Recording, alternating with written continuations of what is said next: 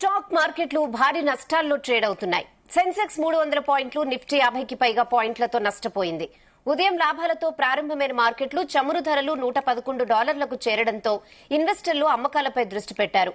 Nifty stocks expiry day ఉండటంతో profit booking జరగడంతో నష్టాలు చోటు చేసుకున్నాయి. మరోవైపు బులియన్ మార్కెట్స్ కూడా నష్టాల్లో ట్రేడ్ అవుతున్నాయి. 24 క్యారెట్ల గోల్డ్ 1300, కేజీ వెండిపై ₹5,000 తగ్గింది.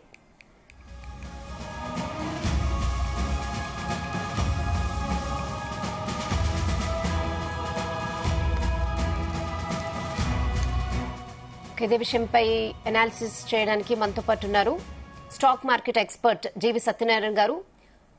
నమస్తే సత్యనారాయణ గారు. నమస్తే రెహానా.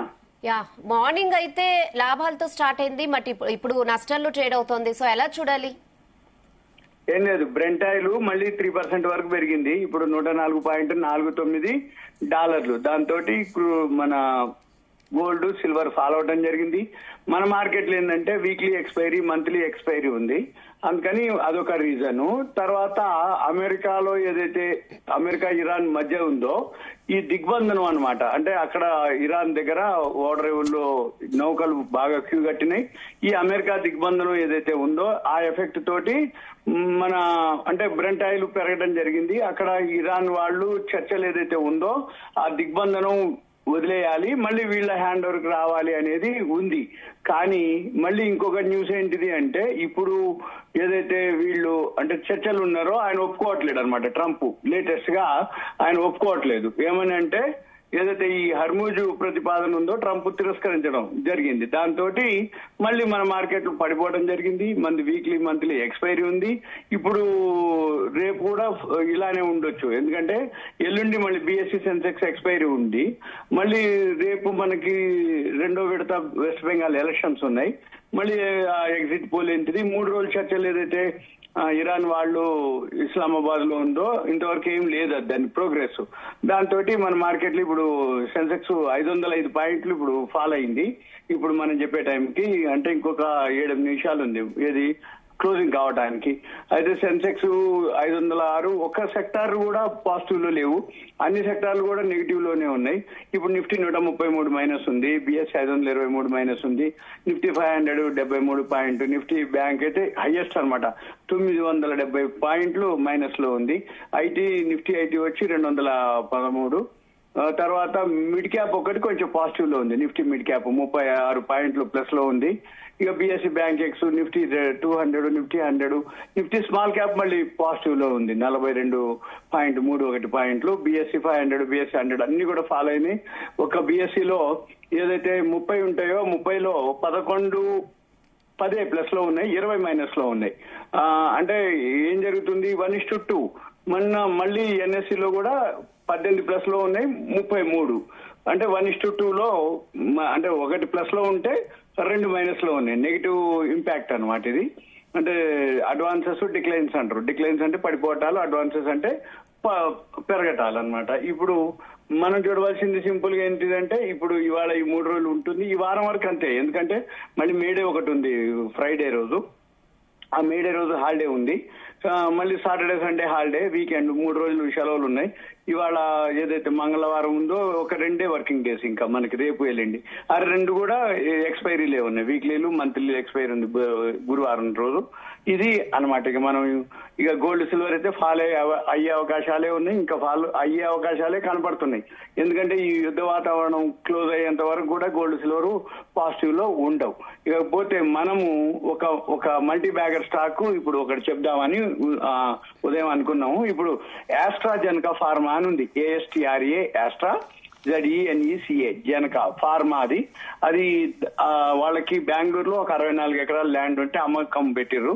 3,400 కోట్ల రూపాయలు వాళ్ళకి వస్తాయన్నమాట. ఇది మల్టీ బ్యాగర్ అవుతుంది, మల్టీ బ్యాగర్ అయ్యే అవకాశాలు ఉన్నాయి. వీళ్ళు బెంగళూరులో ఏదైతే అంటే నార్త్ బెంగళూరులో ఉంది, వీళ్ళకి ఉత్తర బెంగళూరులో 64 ఎకరాలు, దాని యొక్క వాల్యూ 3,400 కోట్లు.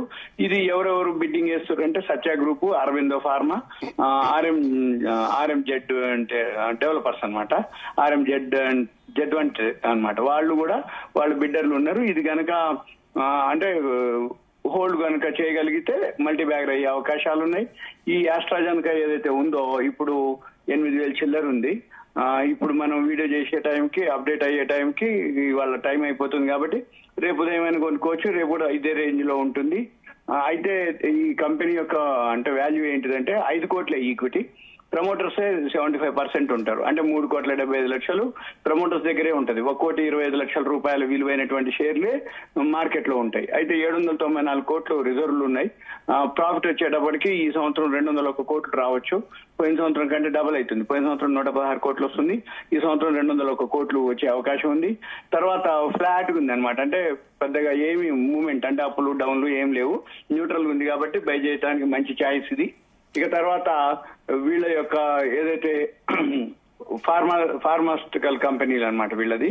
కాబట్టి మనకి మంచి రిటర్న్స్ వచ్చే అవకాశం ఉంది. ఇంకొకటి మెయిన్ బెనిఫిట్ ఏంటంటే ఇప్పుడు 5 కోట్లు ఈక్విటీ ఉంటే 794 కోట్లు రిజర్వ్లు ఉంటే 3,400 కోట్లు ఇప్పుడు అమిత పైసలు ఏదైతే వస్తుందో 3,400 ప్లస్ ఈ 800 కోట్లు సుమారుగా అంటే 4,200 అంటే ఒక 6 కోట్లు తక్కువ, 4,194 కోట్లు రిజర్వ్లు పెరుగుతాయి. అంటే 4.5 times 5 times పెరుగుతుంది. ధర మీద 8,446 4 times వేసుకుంటే 32,000-33,000 అనమాట దాని యొక్క వాల్యూ. కానీ అక్కర్లే అంత 8,000 చిల్లర్లు ఇప్పుడు కొనుక్కుంటే ఎంతో కొంత రిటర్న్స్ అంటే సపోజ్ 10,000, 15,000, 20,000 ఎప్పుడు వచ్చేస్తే అప్పుడు వాళ్ళు ఎగ్జిట్ అవ్వచ్చు.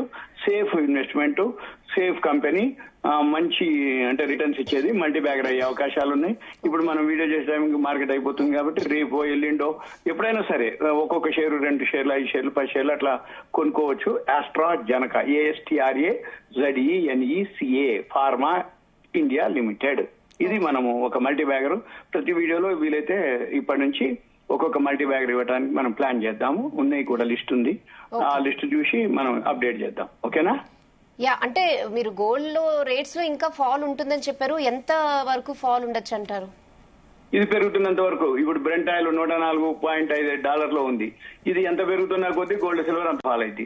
సపోజ్ బ్రెంట్ ఆయిల్ ఇప్పుడు 104 నుంచి 100, 95, 90 ఇట్లా దిగుతున్నా కొద్దీ గోల్డ్ సిల్వర్ పెరిగే అవకాశాలు ఉన్నాయి. కానీ ఇప్పుడు పెరిగే అవకాశాలు లేవు. ఎందుకంటే ఈ 3 రోజులు ఇరాన్ అమెరికా చర్చలు ఏవైతున్నాయో ఆయన దిగ్బంధనం నుంచి అంటే ఇరాన్ వాళ్ళు అంటున్నారు ఏంటంటే అమెరికా దిగ్బంధనం ఉండొద్దు, మా హ్యాండ్ ఓవర్లు ఉండాలంటారు. వాళ్ళు అట్లా అనట్లేదు అమెరికా వాళ్ళు. అక్కడ మళ్ళీ ఆ ఇష్యూ తోటి చర్చలు జరగట్లేదు. అంటే నీ హర్ముజ్ జల్సంది ఇరాన్ వాళ్ళే వాళ్ళ హ్యాండ్ ఓవర్లు ఉండాలి. రెండోది అణ్వాయుధాల మీద ఏదైతే ఒప్పందం ఉందో దాన్ని ఇప్పుడు చేసేది లేదు, దాని ముచ్చట్లని అనడం జరుగుతుంది. అయితే ఈ రెండే మెయిన్. ఈ రెండింటితోటి ఇప్పుడు హర్ముజ్ జల్సంది వీళ్ళ హ్యాండ్ ఓవర్ లోకి రావడం జరిగింది. వీళ్ళు ఏది అమెరికా హ్యాండ్ ఓవర్ లోకి దిగ్బంధనంలో. అందుకని ఏమవుతుంది అక్కడ నౌకలు అక్కడే ఆగిపోయినాయి, బయటికి రావట్లేదు. దీంతో ఇప్పుడు అంటే ఇరాన్ వాళ్ళ ఏవైతే క్రూడ్ ఆయిల్ చమురు బావులు ఉన్నాయో బోర్లు అవి అంటే అక్కడ బ్లాక్ అయిపోయినాయి అన్ని. ఇంకా మనం బయటకు తీస్తే సప్లై లేదు ఇక. అందుకని అవి మళ్ళీ బోర్లో నుంచి రాకపోతే బావుల్లోంచి క్రూడ్ ఆయిల్ బయటకు తీయకపోతే అవన్నీ బ్లాక్ అయిపోతాయి. అంటే ఇంకా ఎప్పుడు పనిచేయవు. అందుకని అప్పుడు ఆటోమేటిక్ వీళ్ళు ఇరాన్ వాళ్ళు మా మాట వింటారు అనేది ఆయన ఉద్దేశం, ఏది ట్రంప్ ఉద్దేశం. అది జరుగుద్దా జరగదా అనేది చూడాలి. మరి ఏం జరుగుద్ది, చర్చలు ఎక్కడ జరుగుతాయి, మరి ఆ బోర్ బావులు ఏవైతే క్రూడ్ ఆయిల్ బావులు ఉన్నాయో అవన్నీ ఎండిపోకుండా అంటే కంటిన్యూగా రన్నింగ్ చేయడానికి వీళ్ళు ప్లాన్ చేస్తున్నారు.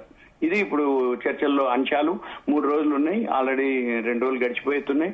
ఇంకొక రోజు ఉంది. ఈ లోపల మనకి ఎలక్షన్స్ 2వ పెడుతుంది.